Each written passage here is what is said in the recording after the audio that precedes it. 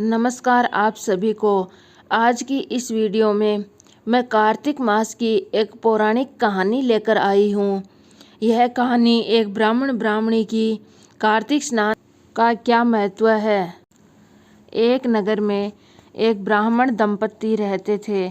वे दोनों प्रतिदिन 7 कोस दूर गंगा और यमुना नदी में स्नान करने के लिए जाते थे।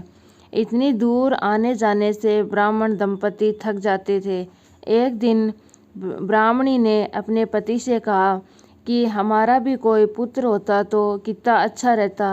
पुत्र के बहू आती तो हमें घर वापस आने पर खाना बना हुआ मिलता और घर का सारा काम बहू कर लेती।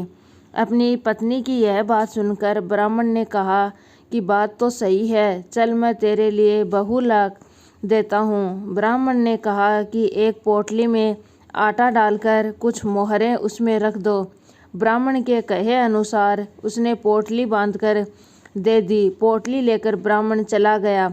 ब्राह्मण सफ़र के दौरान यमुना के किनारे बहुत ही सुंदर लड़कियां दिखाई दी। वे रेत में घर बनाकर खेल रही थी। उनमें से एक लड़की ने कहा कि मैं अपना घर नहीं बिगाड़ूंगी, मुझे तो रहने के लिए ये घर चाहिए। ब्राह्मण मन ही मन सोचने लगा कि बहू बनाने के लिए तो यही लड़की सही है। जब वह लड़की जाने लगी तो ब्राह्मण भी उसके पीछे पीछे उसके घर तक चला गया। वहां जाकर ब्राह्मण ने उस लड़की से कहा, बेटी, कार्तिक महीना चल रहा है, इसलिए मैं किसी के घर खाना नहीं खाता। मैं अपने साथ आटा लेकर आया हूँ। तुम अपनी माँ से पूछो कि क्या वह मेरे आटे छानकर रोटी बना देगी। यदि वह मेरा आटा छानकर रोटी बनाएगी तो मैं रोटी खा लूँगा। लड़की ने जाकर अपनी माँ को ये सारी बात बताई। माँ ने कहा, ठीक है, जाकर ब्राह्मण देव से कह दो कि वह अपना आटा दे दे, मैं रोटी बना दूँगी। जब वह आटा छानने लगी तो आटे में से मोहरें निकली। वह सोचने लगी कि जिसके आटे में इतनी मोहरें हैं उसके घर में कितनी मोहरें होंगी। जब ब्राह्मण खाना खाने बैठा तो लड़की की माँ ने कहा, क्या आपके कोई लड़का है? आप उसकी सगाई करने के लिए जा रहे हैं? यह सुनकर ब्राह्मण ने कहा, मेरा एक बेटा है, वह काशी में पढ़ रहा है, लेकिन यदि तुम कहो तो खांड कटोरे से विवाह करके तेरी बेटी को अपने साथ ले जाऊं। लड़की की माँ ने कहा, ठीक है ब्राह्मण देव। इस पर लड़की की माँ ने लड़की को खांड कटोरे से शादी कर दी, ब्राह्मण के साथ भेज दिया। ब्राह्मण ने घर आकर कहा, रामू की माँ, दरवाज़ा खोल, देख मैं तुम्हारे लिए बहू लेकर आया हूँ। ब्राह्मण की पत्नी अंदर से ही बोली, हमारे तो कोई बेटा ही नहीं है, तो बहू कहाँ से लाए? दुनिया ताने मारती थी, अब तो आप भी ताने मारने लगे हो। ब्राह्मण ने कहा, तू दरवाज़ा तो खोल कर देख। जब ब्राह्मणी ने दरवाज़ा खोला तो सामने बहू को खड़ी देखा। उसने बहू का स्वागत किया और आदर सत्कार से घर के अंदर ले आई। अब जब ब्राह्मण अपनी पत्नी के साथ नदी स्नान करने जाता तो पीछे से बहू घर का सारा काम करके खाना बना के तैयार रखती। वह उनके कपड़े धोती और रात को हाथ पैर भी दबा देती। इस तरह बहुत दिन बीत गए।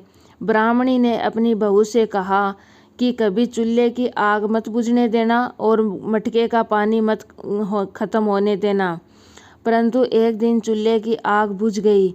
यह देखकर बहू घबरा गई और भागी भागी अपनी पड़ोसन के पास गई और कहा कि मेरे चूल्हे की आग बुझ गई, मुझे थोड़ी आग चाहिए।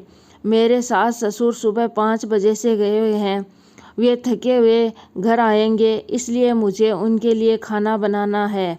यह सुनकर पड़ोसन ने कहा, तू तो बावली है, तुझे यह दोनों मिलकर पागल बना रहे हैं। इनके तो कोई पुत्र ही नहीं है, ये तो निसंतान है। बहू ने कहा, नहीं ऐसा मत बोलो, इनका बेटा तो बनारस में पढ़ने गया हुआ है। इस पर पड़ोसन ने कहा कि यह तो तुझे झूठ बोलकर लाए हैं, मेरी बात सच मान, इनके कोई बेटा नहीं है। अब बहू पड़ोसन की बातों में आ गई और कहने लगी कि अब मैं क्या करूं, आप ही बताओ। पड़ोसन ने कहा, करना क्या है, जब तुम्हारे सास ससुर आए तो उन्हें जली रोटियां बनाकर देना और बिना नमक की दाल बनाकर दे देना। खीर की कड़छी दाल में और दाल की कड़छी खीर में डाल देना। पड़ोसन ने उसे अच्छे से सिखा दिया। फिर जब उसके सास ससुर आए तो उसने उनका आदर सत्कार नहीं किया, न ही उनके कपड़े धोए, न ही खाना बनाया, न ही घर का काम किया। तब सास ने बहू से पूछा कि ये क्या है बहू आज। तो बहू ने सास ससुर को खरी खोटी सुनाई और वह फिर से पड़ोसन के पास गई और बोली कि अब आगे क्या करना है। पड़ोसन ने कहा कि तुम सातों कोठों की चाबी मांग लेना। अगले दिन जब उसके सास ससुर स्नान करने के लिए गए तो बहू अड़ गई, बोली कि मुझे तो सातों कोठों की चाबी देकर जाओ। तब ससुर ने कहा कि इसे चाबी दे दो। तब सास ने बहू को चाबी दे दी। सास ससुर के जाने के बाद जब बहू ने दरवाज़ा खोला तो देखा कि किसी में अन्न भरा है, किसी में धन भरा है और किसी कोठे में बर्तन पड़े हैं। जब उसने सबसे ऊपर वाला सातवां कोठा खोला तो देखा कि शिवजी, पार्वती जी, गणेश जी, लक्ष्मी जी, माता जी, पीपल पथवारी, कार्तिक के ठाकुर, राई, दामोदर दास, तुलसी जी का बिड़ुआ, गंगा, यमुना और 33 कोटि देवी देवता विराजमान थे। वहीं पर एक लड़का चंदन की चौकी पर बैठा हुआ माला जप रहा था। यह सब देखकर उसने लड़के से पूछा कि तुम कौन हो।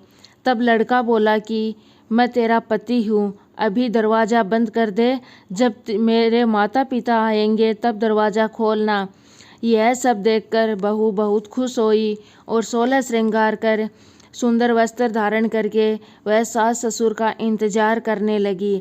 उसने अपने सास ससुर के लिए अच्छा खाना बनाया।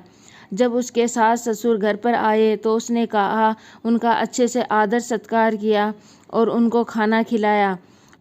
फिर बहू ने कहा कि माँ जी, आप इतनी दूर गंगा स्नान करके आती हैं तो थक जाती होंगी, आप घर पर ही गंगा स्नान क्यों नहीं कर लेती।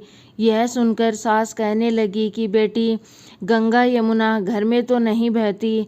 तब बहू ने कहा, माँ जी बहती हैं, चलो मैं आपको दिखाती हूँ। जब बहू ने सातवां कोठा खोलकर दिखाया तो उसमें पार्वती जी, गणेश जी, लक्ष्मी जी, पीपल पथवारी, कार्तिक के ठाकुर, राई, दामोदर, तुलसी का बिड़ुआ, यमुना बह रही थी। 33 कोटि देवी देवता विराजमान थे। वहीं चौकी पर बैठा एक लड़का माला जप रहा था। माँ ने उसे देखकर कहा कि बेटा तुम कौन हो। लड़का बोला, माँ मैं तेरा बेटा हूँ। तब ब्राह्मणी ने पूछा कि तू कहाँ से आया। लड़के ने जवाब दिया कि मुझे कार्तिकेय जी ने भेजा है। माँ ने कहा, बेटा यह संसार कैसे मानेगा कि तू मेरा बेटा है। माँ ने कुछ विद्वान पंडितों से मदद मांगी। पंडितों ने कहा, इस पार बहू बेटा खड़े हो जाएंगे और उस पार माँ खड़ी हो जाएगी। माँ ने चमड़े की अंगियाँ पहनी और छाती में से दूध की धार निकलकर बेटे की दाढ़ी मूछ भीगे और पवन पानी से गठजोड़ा बंधे, तब मानेंगे कि इस माँ का यही बेटा है। उसने ऐसा ही किया। चमड़े की अंगियाँ फट गई और छाती में से दूध की धार निकलकर बेटे की दाढ़ी मूछ भीग गई। पवन पानी से बहू बेटे का गठजोड़ा बंध गया। यह देखकर ब्राह्मण और ब्राह्मणी बहुत खुश हुए। यह कहानी कार्तिक महीने में स्नान करने वाली औरतें सुनती हैं। कहानी पसंद आई है तो वीडियो को लाइक शेयर ज़रूर करना और चैनल को सब्सक्राइब करना।